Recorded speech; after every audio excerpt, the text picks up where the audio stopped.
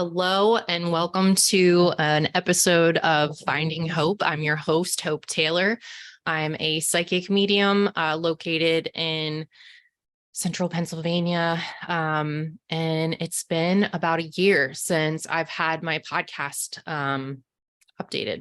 So if you're new, or maybe you already hit the follow button on Apple Podcasts and you're getting this notification that there's a new episode out and you're like, is this for real?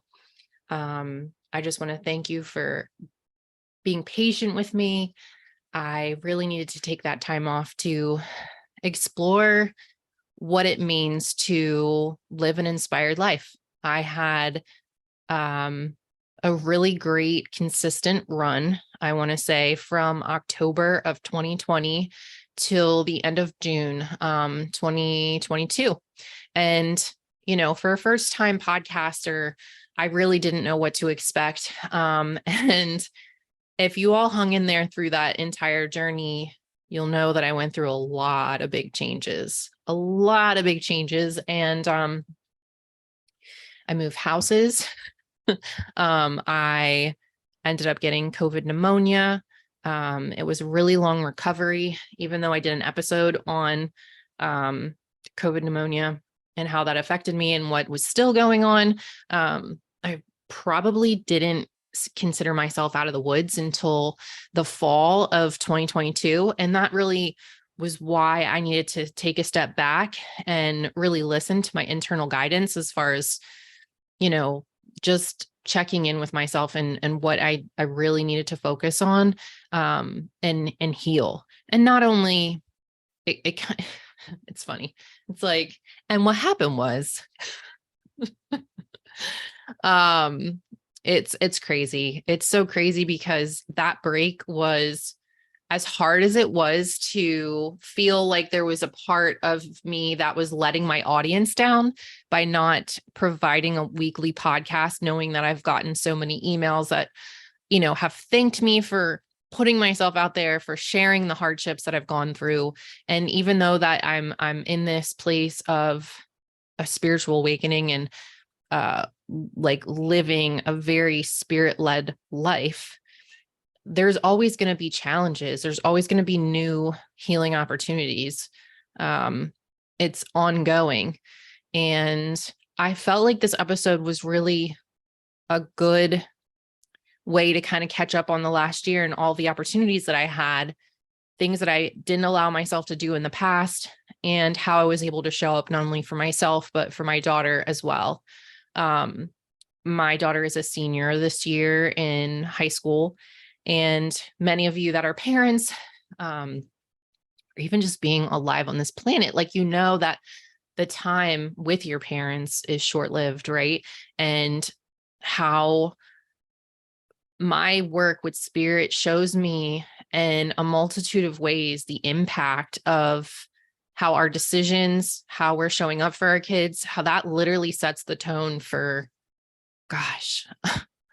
their entire life. There are still people that I talk to in their 60s and 70s who are still wondering if they, their mother or their father sees them and if they did a good enough job, and just, so many sessions uncover a plethora of trauma experiences and these insecurities that people live because of what they experienced too, even if those parents were just doing the best that they could and they didn't know any better. And there are times where I do get to read for people and I see no trauma and I'm like, you have a wonderful family.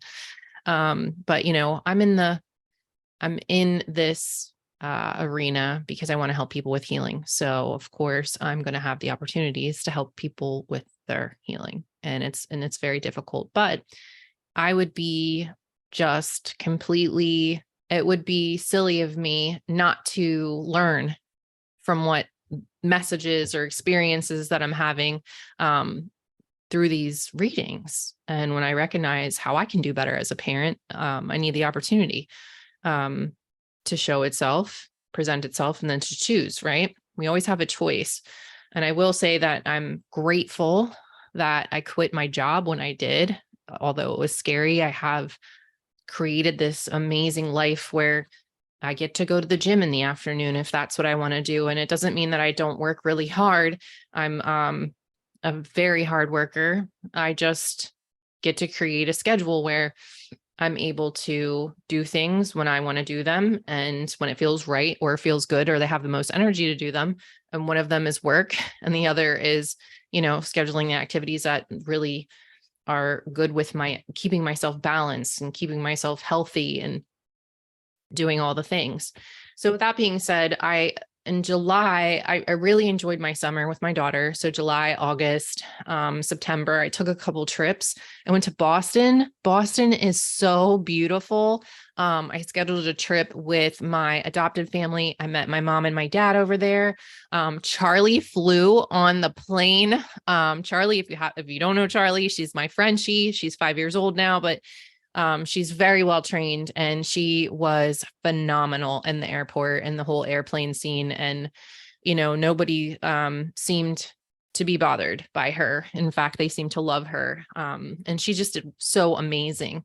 So Char got to go to Boston too. And we got to explore this city. It was absolutely breathtaking and beautiful. And I'm just so grateful that I had this extra time with my family that I had to carve out. There was an opportunity because I have, at that particular time, my dad was working there. I talked to my mom, she and my brother Nathan were able to make the journey. And two, I scheduled all of these trips when my daughter was on her own trips. So it's not like she was missing me, so, and we even made a couple more trips. We went to Austin, Texas. That was actually this past January, but we all got together in August and did a really sweet, sweet, sweet trip. And it was actually to celebrate my daughter's birthday in May. She wanted this family get together in Annapolis, and Annapolis, Maryland is so beautiful. It's just such a crazy, close. It's so crazy how close it is. But we really, really love the water there. And my mom, she grew up not far from there. So she had so many wonderful memories and she just kept sharing with us all the cool things that her mom and her dad used to do with her and her sister. And it was very sentimental because she at the time was struggling with the possibility of her mother passing away. And her father just recently passed away too. So Mimi and Pop, wonderful, loving parents, and they've been in my life for 25 years. And, it was just really, really, I had a lot of time, carved out to be with my family. And if you know anything about me, it's been a very interesting, journey this far. And I find that I throw myself into work more than anything. And that even if I am traveling, I'm trying to find opportunities to work wherever I travel. And these were trips where I didn't do that. I gave my family my full attention, and it was so much, like, it was just an experience where we got to go and eat different foods and see different sites.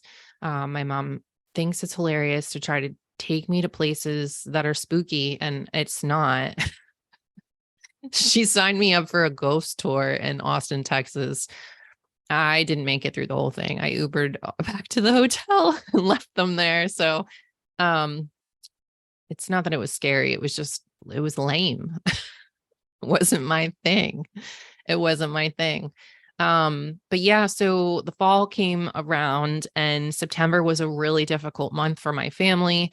My daughter, she decided that she was going to share a little bit more about, the different struggles that she was experiencing. And now at this point, she's a junior, 16 years old. She needs to pass a certain amount of hours to get her license. And I know some of you probably are like, guys, just write them all in.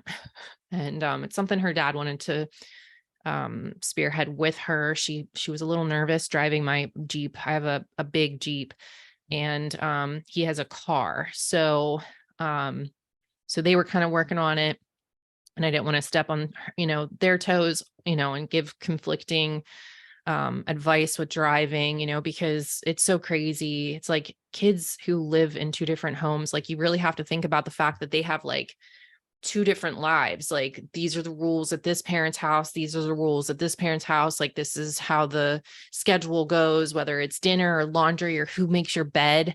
You can't even imagine. So I try to keep it as simple as possible for Alyssa, but long story short, there was a lot of extra stress on her, and it seemed to be coming from her visits over there. And we weren't really sure what exactly was going on, but we knew that her dad was just like not feeling well, and he wasn't acting like himself. He was just very stressed out, and it didn't seem to be like a conversation that I could have. But Alyssa, she's just such a resilient, smart young lady, and she reached out for help, and I'm so grateful that she did. I'm so grateful that she did. So we got her all squared away with everything that she requested and needed. And the craziest part of all of this was, as I'm going through this and trying to, quote unquote, as I share with you, live this inspired life, it's like, what do I do? I don't know if there's single parents out there that are listening and have ever been in this situation where, you're basically your adolescent, almost adult child is like really struggling, and the other parent is just not in a place where they can be helpful or receptive. Was struggling greatly with his health, his mental health. And I just kind of felt like he should focus on that, and that it was time for me to just really do as much as I could for our daughter. And you know what that means? This kid needs a car. So, oh my gosh, if you guys had to shop for a car after the pandemic, like, I'm so lucky I got my car. I think it was December 2020. It was really when the good times were rolling. There was a lot of inventory still left, but boy, was it slim pickings after that.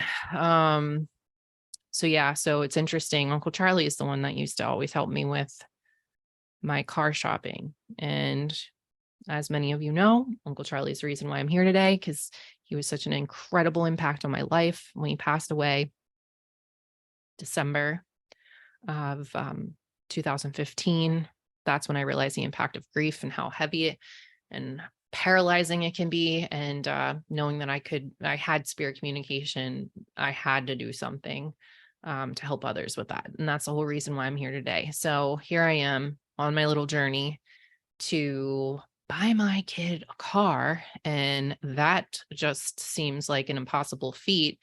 I can't even tell you all of the no's, or like low inventory, prices are through the roof, like absolutely insane. And literally, my daughter plays a sport. I wanted her to have at least the darn field hockey bag to fit in the trunk. Because you should see how she would wrestle with it in and out of her father's car and my, Jeep, even though you think Jeep's big, but he just had to finagle it a certain way, and she's funny because I'm secretly shopping for her. Right. And I'm like, all right, and need to know, like, what colors do you like, or what size car, or what, I don't know, like, interior do you like? Like, I'm asking her all these questions, and she's probably like confused, because no way would anybody, I'm telling you, no way would anybody think that I'm going to do this. Like, it wasn't anything I talked about with anybody. It wasn't anything that I even considered right up until this stuff was happening. But I also realized that what I was noticing with the conflict with the other parent was that there was using certain things as leverage over there. Didn't like that at all. So I was like, how can I solve all the problems at once? And it was like, just keep it as even as possible over there, where nobody has anything that they could just yank away or play games or this, that, and the other. I don't believe in that. I don't believe that, even when it comes to like offering your child like mental health support, that if they're not making the right decisions, that you yank their freaking mental, their therapy sessions away. Like, you have to give them these opportunities to make the right decision, to learn, to grow. And, oftentimes it's hard because things take time, and it's hard to make a quick decision, like with the car purchase. Like, I'm the child that worked so hard. I saved so much money and I bought my own car. But I'm looking at the situation and I'm like, this child has to go back and forth. I didn't have two parents that drove me back and forth. I had like a 25 to 30-minute drive just to school. It was so far away. My father worked all the time, but he also was drunk, and it wasn't safe for him to drive me all the time. And I already saw the light at the end of the tunnel, like as a young person, and just worked really hard to be self-sufficient. And, it just seemed like everything was so transactional over on that side of the family. So I was just like, oh, if I do everything myself, then I don't owe anybody anything. But this situation was so different. My daughter is someone who, if she gets a really great score for her SATs, she's going to do another SAT, and she's going to probably want a tutor and go extra hard again with studying, and show up and do even better. Like, she's an extremely hard worker, so intelligent, so compassionate, so caring. She is part of all different types of organizations that help children who are, experiencing cancer, and raising money for that, and student government. I mean, I could go on and on and on. And I thought to myself, she's such a great kid and she has such a good heart. If there's anything I can do to make her life easier, where she doesn't feel like something can get ripped out from underneath of her with the other parent, possibly. Not saying that he would, but he was doing that with other things. So I was like, I don't even want to go down that road. And he's been, the health struggle is so bad that he's not even working. So, I did what I do. And I said, Uncle Charlie, I know that when I have the right like, I'm going to go to different places, but I know when I have the right place, the right car is going to show up, and I'm just going to know. And, it's so crazy because I went to a couple different places, and it was like, there were great deals, but it just didn't feel right. I come from a place of feeling my way through things. It's not like a knowing, or what you think in your brain is going to be like the best thing. I think I had a couple cars, but it was, just 4-door car. Then it was a sports car. Then it was another 4-door car. And then it was another sports car. I never had like an SUV, situation until later on in life, but I knew I wanted to get my daughter an SUV, a smaller SUV, just for safety. Just seemed more like I just wanted her to have something that was safe, like the safest thing. So it's crazy because the first car that this one dealership showed me, I mean, it had no, like the Carfax on it basically said it wasn't in a accident. But then I was given the key and told to walk outside and look at it from this dealership salesman. And I'm like, come over here. Like, do you see what I see? Like, the bumper is coming off of this car. Like, the back quarter panel is all pushed in. Like, this isn't a car that wasn't in an accident. And this stuff needs repaired. And he's like, well, to tell you the truth, like, we're not doing anything. Basically, like, everything as is. We're not really marking money down. Like, whatever the price is the price. And that's that. It's just the market we're in. Like, we can't even keep inventory because we sell everything. I'm like, okay, but this is not it. And I had a specific list. I usually do the specific list because that's what I tell Uncle Charlie if this is not there. But it was so different because I'm looking for something that, like, my daughter, like, this is what she would want, but what I want for her, etc. And there was like this one car that kept coming across my, like, I don't know, when I would look online, and he's like, oh, do you want to look at this car? And I go, you know what? That would have been perfect. Like, everything is perfect, but it says that it has cloth seats and she wants leather. And he goes, yeah, okay.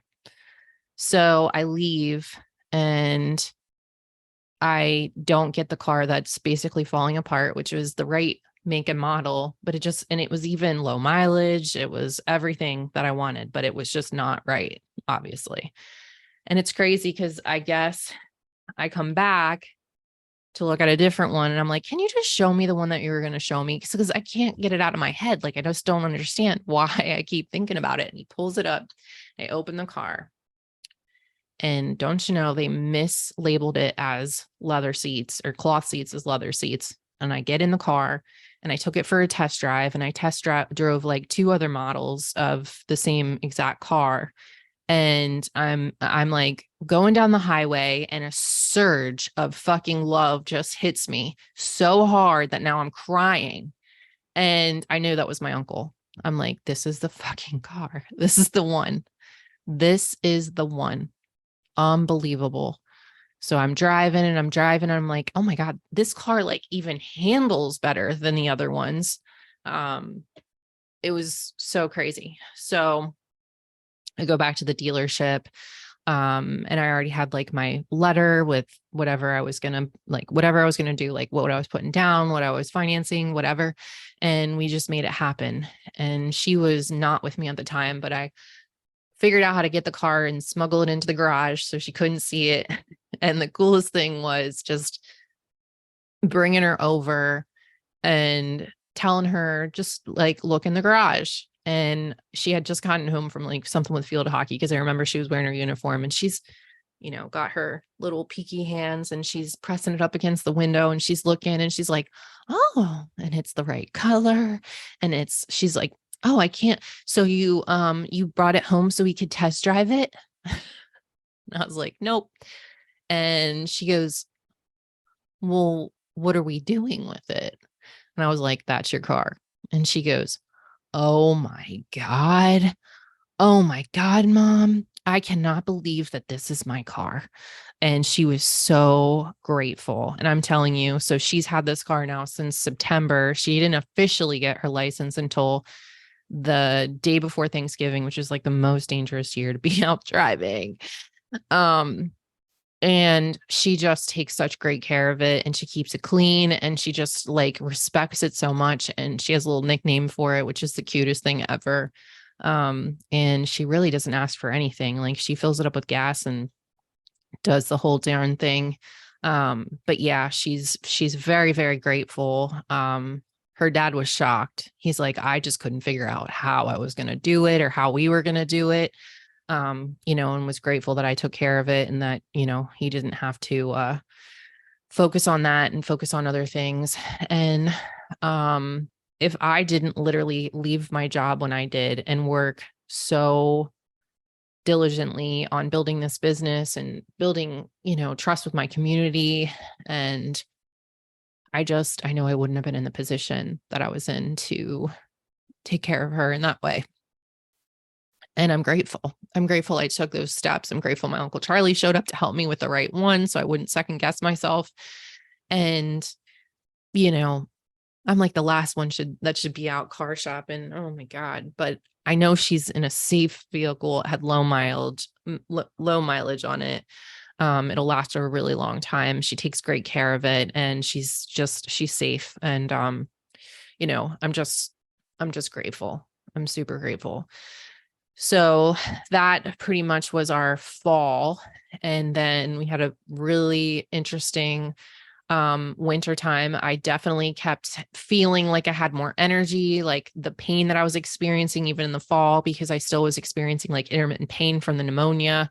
That was alleviating itself. And I was working with a personal trainer for, I want to say, like 9 months, maybe 6 months, 9 months. I don't know exactly the time frame, but I could only go to the gym like 2 times a week. And I used to be in the gym like 6 days a week, just because I loved it. And that's what was required when I was training to compete in bodybuilding shows. But I'm nowhere at that level of wanting to be in the gym, but I love a good workout. And it just like wasn't there. Like I kept trying, guys. I just kept trying. And all of that too was completely inspired, because it was like, do I need to go? What do I need? What does my body need to heal? Does it need time in the gym? And then what to do in the gym? Does it need acupuncture? Does it need a massage? Does it need rest? And really truly honoring that, all while, everybody's getting ready to come back like it's almost like the business in the fall of 2022 and then all of 2023 felt like COVID never happened. So like everybody was filling up all the events and schedules filling up, and everybody wants to be in person, as well as like the mediumship, the contemporary mediumship course that I have. So like that was always full too. And it was just like I was on full throttle in every area of my business. And I was still hearing about, people finding the podcast and sending me messages and saying how much it impacted their lives and where they found it. Randomly it came up on Audible for some people, or Spotify or Apple Podcast, especially if you listen to other spiritual podcasts and what people have learned. There's so many great takeaways, that, there are times even when I have my in-person mediumship, just soul readings or mediumship readings, that I tend to tell people, like, I don't want to take up your whole session teaching you about this thing. Like, I have a free podcast where all this information is out there. And I typically would put things in series so they would be all blocked together. So you just listen to like 6 different podcasts on the same topic or relatively around the same topic. So it's been super helpful. But I really, even in the springtime, I wasn't ready to come back yet. It was pretty crazy. There was one last thing I wanted to try to heal completely. And there was something that I was considering, at the beginning of this healing journey. So oftentimes people don't talk about this, but, when you're on a bunch of medication, for something like pneumonia for like 6 months, I was on tons of medication. It affected my cortisol level, my hormones, my nervous system, the lung capacity, my heart, any like soft tissue inside, like my gut was completely destroyed. I had to redo that. I had so much pain inside of even my mouth because the pH was messed up. So I was having like, basically, I think it's acid reflux. But it was so bad, like burned the inside of my mouth one time. And there was just complications constantly with like my digestive, like everything. This thing, like it was a big, long healing journey to come back from. So resting as much as possible, but also like keeping up with the demand with work and having Alyssa. And, it's gotten to the point where she's with me full time now, and I wouldn't change, I'm whatever she wants. It's up to her where she decides to be. We still have great conversations. Her dad and I were working on some projects for her. But I want to say it was February. I was like, all right, this is the last thing that I think I'm going to do. Cause intuitively I was led to, and I was so busy. I had just started doing like more events in the month.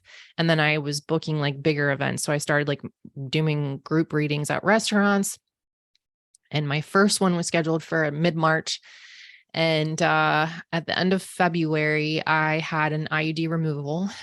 And it just so happens the day before I had that big 65 group in Maryland, I was in the middle of my readings, and I had to ask my client to take me to the ER. So I had another health crisis, but it led me to some beautiful things. My friends were so great about that too. They were like, if you don't feel good, we have another date on the books. We can just push it back until April, blah, blah, blah, blah, blah. But I don't know what it is. I just love to read, and I love being there for you guys. I love, love, love. There's nothing better than being in service and truly just being myself. And there's so much healing when I get to show up and read for multiple people in a group. So I don't care what that group is, if it's 24, if it's 32, if it's 50, if it's 65, but I had planned for so long. I was planning that group in March since like November. And as long as I could like be there physically and do the work spiritually, there was nothing that could stop me. And I was in the ER for about 5 hours with a bad bleed.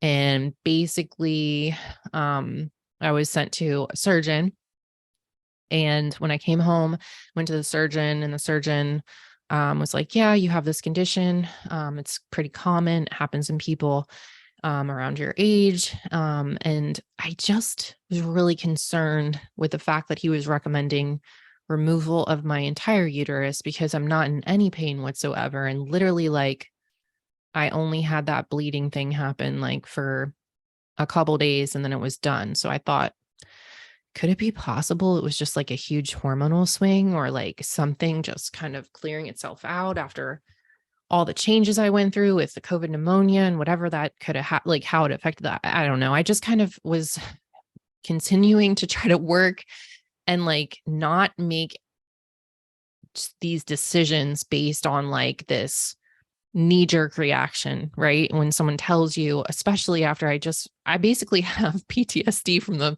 medical thing I went through with a COVID pneumonia that I can't even like, that's like a whole nother topic. But that was really sad. Like, that was so sad. That was like the saddest thing.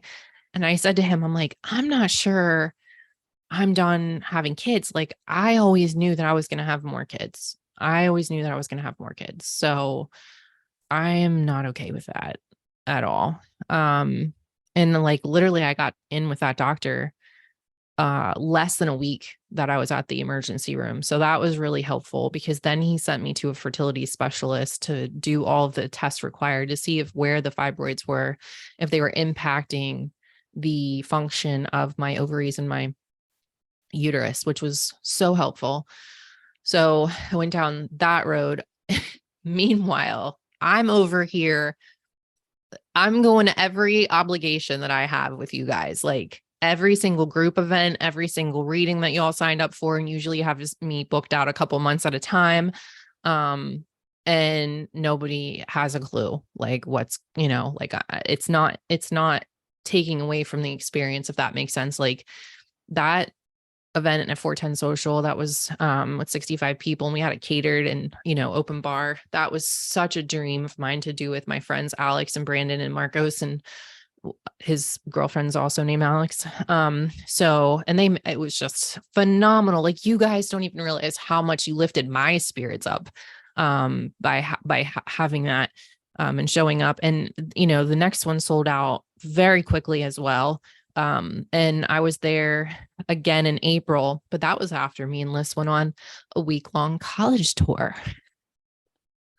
So after I get through all of this testing, all of this crazy testing, blood work, ultrasounds, like saline sonogram, they had me going for everything and just like monitoring me all the way, but they were treating it as if I was actually going through with the whole thing. Because I was unsure at that point in time, like what I was going to do. So I was, just under the gun to do all this stuff so fast. But that just means like testing to make sure everything was okay, that I didn't have to have like an actual surgery, whether it be a myomectomy or a hysterectomy. And I still was not in any pain, even though I was experiencing all of this strange bleeding. So I kept saying, like, I'm on this healing journey over here. Like, I am healing. Like, this is all feeling like I'm healing, not like a whole nother thing. And I didn't care if they looked at me goofy or not. They're like, okay, we'll see. So yeah, Liz and I took off for a week and we were down in the Carolinas, just looking at all sorts of colleges. And boy, she is a hoot.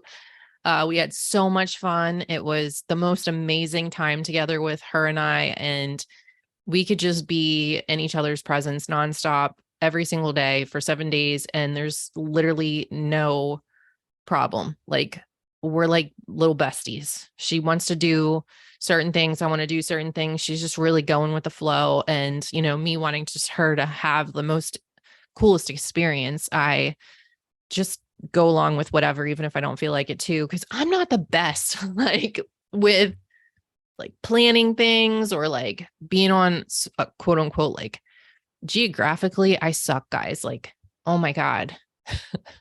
Someone else plan the vacation. Tell me where I need, like, I'll tell you what I want or what I want to do and like just figure it out and just tell me how to get there because I'm terrible. But I had to plan this whole thing out myself. And I did such a great job. Like we flew, we rented a car, and we were at 3 different colleges that were like within 3 hours north of the airport and 3 hours south in the airport. So there was like driving all over the place. And her favorite school, I had us like staying there for like 4 or 5 days out of this trip. I can't remember. And just kind of using it as a central point so she could like get to know the town and like explore the campus. And so we were doing all kinds of cool exploring on the campus, like over the weekend. By the time we got to the college tour, like we felt like professionals at that place. Like we already had like all the questions to ask. And she just fell in love with it even more. And like the coolest thing about that was, here's another Uncle Charlie story. Like, this is so crazy how spirit lines stuff up. But Easter Sunday, we're in the gym and this lady just runs into the locker room and she's just like, oh my God, I didn't know they were closing at whatever time. And I only have a half hour for my workout. And I said to her, can I ask you a question? Like, how long have you lived here? A long time? She said, yeah, 17 years. And I was like, oh, okay, cool. I go, is it safe? You know, like we're looking at colleges here and I just would like to know if it's safe. And she goes, oh yeah, absolutely. I used to live in the city.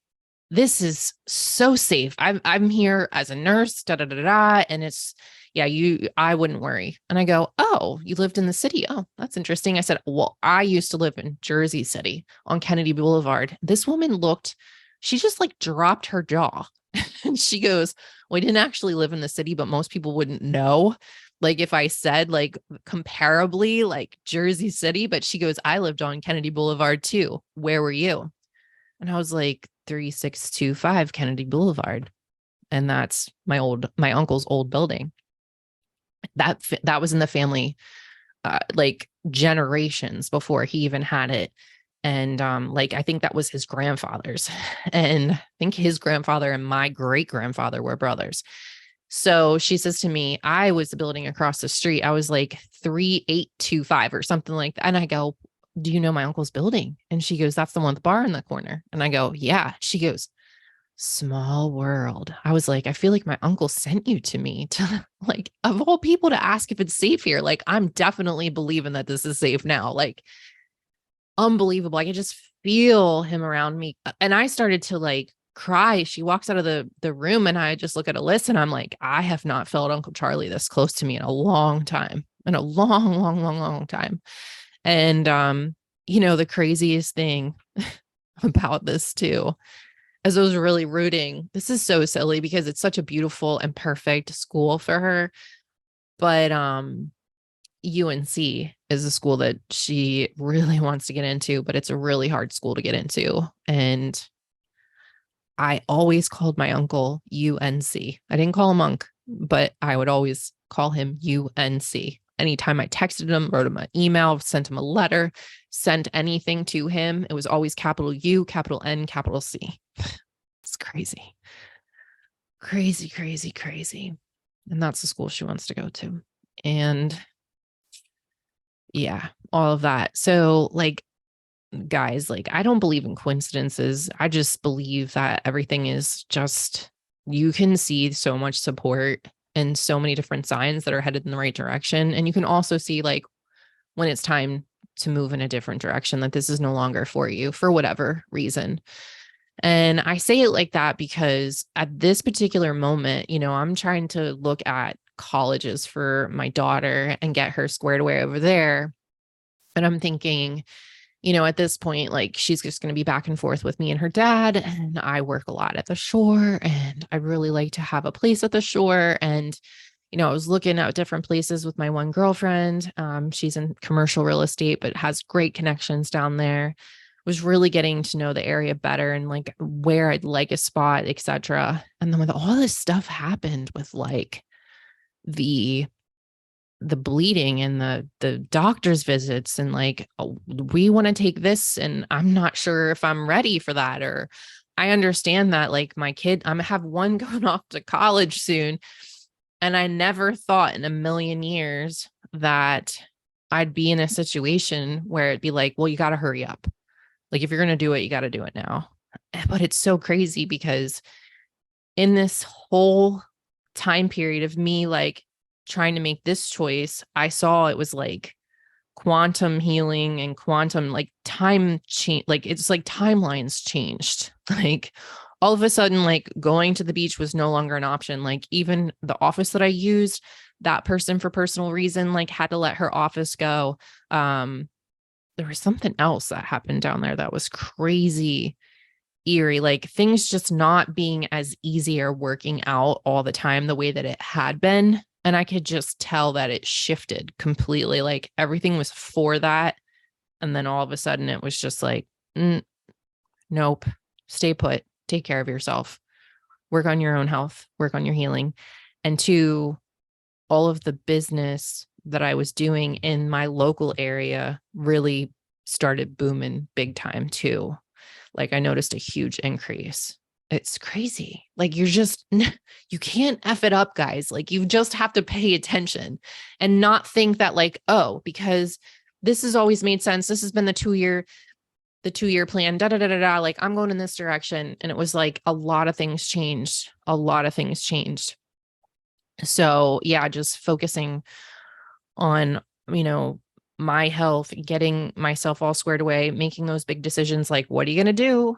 Like, what are you going to do? What are your options? And, making sure that Alyssa had every opportunity to do well with her SATs and finish out her AP classes strong, giving her as much emotional support and physical support as she can, like just being here, being available, just letting her know like she can come here anytime that she wants. And just having her pay attention to like how she felt while she was in this environment versus that environment, because she really started experiencing like even pain in her body that didn't even make sense. And, I'm trying to tell her like, you're too young to have pain in your body. It's a physical manifestation of emotional shit that you're carrying around. It's not even your own shit. And she started noticing too that she's so sensitive to other people that she actually gets nauseous when she's around certain people, but she won't think it's the people. It's not that obvious. I'm like, okay, honey, I'm going to need you to take an inventory. Like when this comes up, like who are you around and how do you feel? Because there's something to that. Like I need you to pay attention. There's something to that. And then because I don't think it has anything to do with her food, because we were talking about that too. And her like she's so healthy. She goes to the gym now too with me too, by the way. I love it. I love it. I love it. But yeah, so she's very sensitive like me, guys. I mean, there's so many people that ask her all the time, and I know it annoys the shit out of her. Do you have what your mom has? Are you able to do what your mom does? Guys, we all do what I do. It's just whether you choose to do it or not, or you choose to exercise that muscle, and this is not the season of her life where she wants to be like, yeah, talk to dead people, no, let her be normal. Let her figure out what she wants to do. If she wants to go to college, I'm sure she wants to focus on her major. I'm sure she doesn't want to run like a side business where she's in her dorm room talking to the dead people for her friends. No, this is not how it's going to go. So yeah, so that was basically our spring, and here we are. It is today. I'm going to try to get this released as soon as possible. It's July 10th. I wanted to wait to record an episode until I felt like over the top ecstatic, like so happy and ready to bring you guys like a really good episode and like explain how this has all been, a bigger healing journey than I even imagined. And it was just like, I've been diving into like understanding astrology and the transitions and how it works with my healing and the things that were coming up and what I was focusing on. And now it's been like 2 years of therapy. And oh my God, it's like, instead of, taking that treadmill and feeling like life is like an incline of 10 and I'm just like holding on for dear life. Because even though like I have this belief that everything is always happening for me and I'm, doing a great job of integrating the lessons, like I come from like so much fucking trauma that I mean, there's so much room to grow and to heal and to just shed layers of shit. And the more that I shed, the greater I feel. And even one of the craziest things that I did, I went to therapy in the fall when everything was going on with Alyssa, and she's just having such a hard time. And, it was very obvious that she's experiencing like her own awakening and what she's being, her awareness of situations and things. And it wasn't just at her home, stuff with school. And, you know, and I'm like, usually when your kid is hurting, like you're hurting on this level too that you can't even explain. There's just no words for it. And I'm just such a protective like mom. And I saw this coming. Like I saw this coming. I saw this coming when Alyssa was very little. And I went to her grandparents and I asked for their support and their help to protect her from certain aspects of things and to work with me on some stuff. And they declined. Well, her grandfather did, not her grandmother, but he's really the one that makes the call and everything else falls in line. And it sucks. But through having all that therapy for so long, I was able to find a place, even with my healing and understanding my nervous system and breath work and all the things that I've kind of integrated, that like watching my kids suffer and be in such a horrible place, I felt like now I could keep myself in a calm place. And I had like such an internal sense of peace that even though that this shit was going on around me and I had to make absolute big calls with how I showed up for her, that there was a piece of me that was shocked that I didn't feel the same way that she did. And I kept trying to articulate it for the longest time in my therapy sessions because I couldn't figure it out. And I was like, even though things are hard, I'm still quote unquote happy. And that's not the right word. It's really interesting because I think like we have such a core, like these words, right? Like happy, sad, mad, angry. But there's so much in between them that we really haven't like articulated unless we're like in therapy talking about our feelings and really aware of all this stuff. And it was just in that moment that I had realized that I was able to keep my internal peace. And for someone who's gone through so much trauma and lived in a state of complete like nervous system on in that flight sense, and that constantly like overwork, over show up, overdo, over this, and not and it's almost like you avoid the feeling part. I was able to stay calm and I was able to make decisions and do it in a way that felt like I was still connected to my intuition. And at times, when we get a little off balance with things, it's harder to access that part of us. It's not always an easy task. I mean, shit, when my uncle died, I know that I still had a lot of work to do then, but I still can't even imagine, even at this place, if he was still here and he passed, that I could access that. Just it's, grief is just such an emotional roller coaster. But I'm just so grateful that I have found an inner peace that is something I can't even explain. And it definitely had time to do with me taking off from the podcast. So I hope you'll forgive me and walking the walk and not just talking the talk, guys. I mean, I've never been the person that just talks the talk. I really have to, like, I have no choice but to show up for myself in this lifetime. And if I'm not showing up for myself, then I'm going to do a shitty job trying to show up for you. So I promise you, I'll just continue to get better and better and better at it. And the value of what I'm able to give you will also increase exponentially as I'm able to clear some of the shit up that I carry around, from decades of trauma.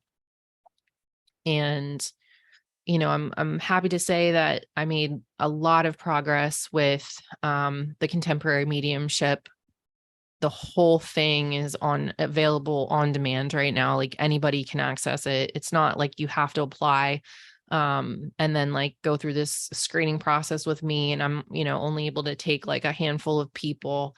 I pretty much streamlined that in a better way. And I couldn't do that if I didn't have the time on, through these different mentorships while I've had, time off the podcast and while I'm balancing all of these things too. I was able to just kind of go at a really cool pace with this last mentorship that just wrapped up in June and just record the lessons. And then it took me about a month to get the whole thing set in Kajabi, but it has all the lessons. There's like it's well over 100 PDFs. There's meditations in there. It is like jam packed. It is so big. It's like 3 courses in one. It's so amazing. So I'm real proud of that. And I have a lot of this stuff in a Word doc, that I'm working on too with a editor / publisher. So big things, lots of big things. It's not like I was just sitting around not doing anything. And I'm sure that's not what you thought, but it's crazy because just 3 days ago on Friday, I was getting myself all geared up to record something for you all. And I got a message from someone that was like, "Thank you so much for your podcast that I just found." And I'm like, this is exactly what I needed to just get myself together to show up and just kind of go over what's been going on this past year, which has been a wild, wild roller coaster. And I feel like it was like the best way to end, that it feels like 2020 to 2023 was like this very condensed timeline of healing for not only myself, but like for a lot of my clients. So if you've, maybe not shared some of your struggles with others, or you're listening to this and you're like, holy fucking shit, I can totally agree with that. You're not alone. You're not alone. I have many people that are showing up for soul readings, and they're untangling a lot. They've been kind of walking around with, to move forward more free and more at a place of peace. And sometimes that comes with mediumships too, and that healing that provides. But I'm just so proud of everybody that's really shown up for themselves. We come from generations and generations that, oftentimes the females just kind of, they just lean back and they take care of the kids and everybody else goes before their needs. And, we're realizing as a society that we need to take care of ourselves in order for us to be the best that we can for other people. Otherwise, our health goes to shit and we're not here as long as we'd like to. We can't even get on the floor and play with our grandkids because we lost complete like hip mobility and, just the pain that wrecks people's body after they haven't dealt with, emotional things and taking care of themselves. It's just, we're in a different place. And with that being said, I'm not going to take up too much of your time, and thank you for the time that you have spent with me, but I'm glad to be back. And the best thing that you can do for the podcast, if you're someone that's been following me, for a while, or this is, new, is just to screenshot the episode, share it on your social media, tag me, send me a message, whatever. I love when you guys send me messages. I love being able to have the feedback from you. Otherwise, it's just me just talking into a microphone and, in a room by myself. But I want to be able to bring you content that's helpful and that allows you to move through life in a gentle way and feeling safe and that you're not alone. There was something else that I freaking wanted to share. Oh, another thing that I did. I started a nonprofit for kids, and I'll talk more about that at another point in time. But I just want to let you know that this nonprofit, it's crazy. The paperwork that I got with the incorporation from the state, or maybe it was a federal EIN, came while I was in the ER. It was like, oh my God. Yes. So crazy. Baby's born. But it's Finding Hope for Children Incorporated. I have my board. I have everything filed. We're waiting back to hear about the 501(c) clearance, which is just tax exempt status, but we're still kind of just running it like a regular business until then. And we have a whole committee with events that we're planning so that we can raise money and help children. And these are, people who are survivors of abuse, and whatever we can do to help children to believe in themselves and, empower them to know that they are okay, that they can do this, that they can live a full life, and how we can help them get there, whether that be working with other nonprofits that provide like different services. I'm really trying to work with the community and understand what those services are and kind of like be the in-between, if that makes sense. Cause I know there's a lot of great things out there, but just for instance, like there are state agencies that will help people that have gone through abuse, whether it's, domestic violence or something else, adults and children, yet they require a police report. And I've got to tell you, there was never a police report made by me.